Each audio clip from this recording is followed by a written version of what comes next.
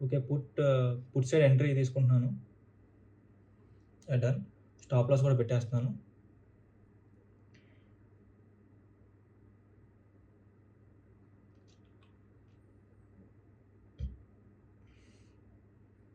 Logic వచ్చేసి EMI దగ్గర మనకి బుల్లిష్ క్యాండిల్ ఉంది కదా!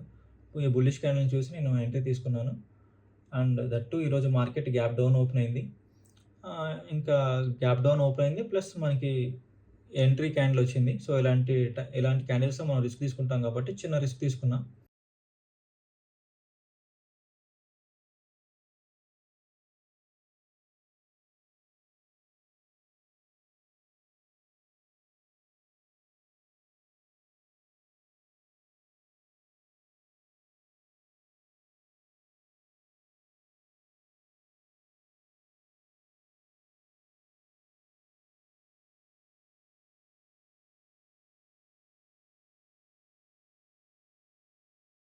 ఓకే. కాస్ట్ టు కాస్ట్ పెట్టేసాను కదా!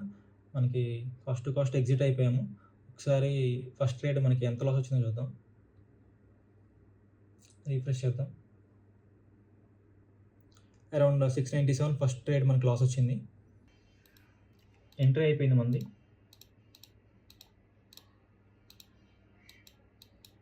స్టాప్ లాస్ ఇక్కడే పెట్టేద్దాం. అరౌండ్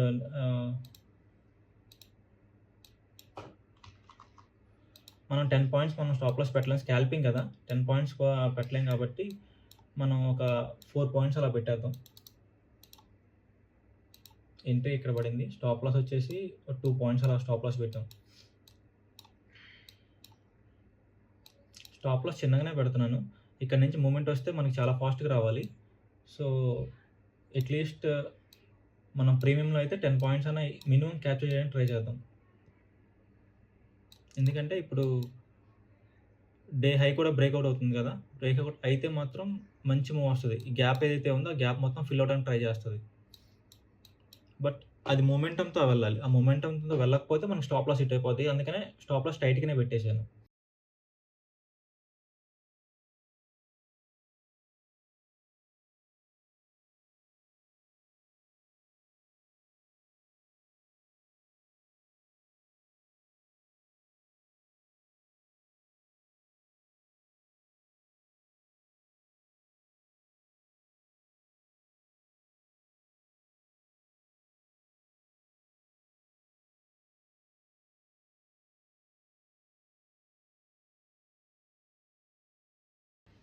ఒక ట్రేడ్ క్లోజ్ చేస్తున్నానండి. ఫస్ట్ ట్రేడ్ కదా!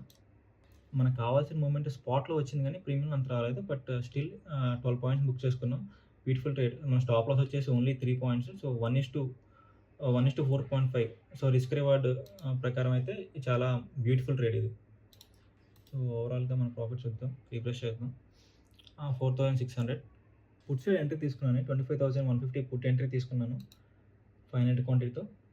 మనం తీసుకోవడానికి మెయిన్ లాజిక్ వచ్చేసి నిఫ్టీ బ్రేక్‌ఔట్ వచ్చింది. బ్రేక్‌ఔట్ వచ్చిన దగ్గర కూడా నేను పుట్ సైడ్ ఎందుకు ఎంట్రీ తీసుకున్నానంటే ఒకసారి బ్యాంక్ నిఫ్టీ చూడండి. బ్యాంక్ నిఫ్టీ 15 మినిట్స్‌లో చూస్తే మనం ఈ సెల్లింగ్ జోన్ ఏదైతే ఉందో ఆ సెల్లింగ్ జోన్ దగ్గరకొచ్చింది. అండ్ మిడ్ క్యాప్ కూడా 15 మినిట్స్‌లో మనం సెల్లింగ్ జోన్ దగ్గర నుంచి మనకి సెల్లింగ్ వస్తుంది. అండ్ 15 మినిట్స్‌లో ఒక్కసారి నిఫ్టీ చూస్తే ఎంత పెద్ద విక్స్ వచ్చిందో చూడండి. సో, అందుకని ఆ విక్స్‌లో వస్తున్న టైంలో నేను పుట్ సైడ్ ఎంట్రీ తీసుకున్నాను.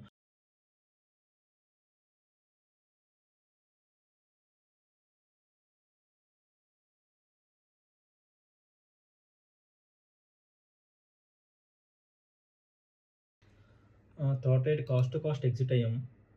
సో, మనం ఒకసారి రిఫ్రెష్ చేసి చూద్దాం. సో, ఈరోజు ఆల్రెడీ మనం 3 ట్రేడ్స్ తీసుకున్నాము. ఫస్ట్ ట్రేడ్ వచ్చేసి కొంచెం చిన్న లాస్.